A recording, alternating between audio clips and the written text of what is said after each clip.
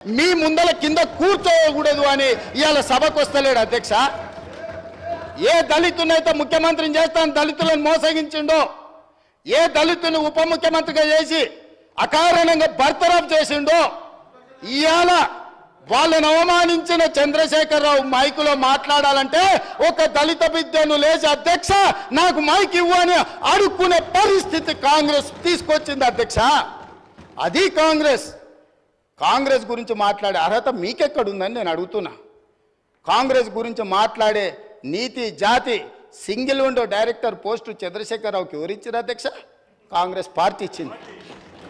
Congress single window director ఇస్తే ఓడిపోయింది అధ్యక్ష. ఓడిపోయినా కూడా సింగిల్ విండో చైర్మన్ చేసిన మదన్ మోహన్ గారు. కాంగ్రెస్ రాజకీయ జీవితం పెట్టిందే వాళ్ళ కాంగ్రెస్. హరీష్ రావు గారు ఏముండే అధ్యక్ష? వార్డు మెంబర్ ఉండేనా? మీరున్నారు కదా ఆ రోజు ఎమ్మెల్యేగా. ఎమ్మెల్యే వార్డు మెంబర్ లేని హరీష్ రావును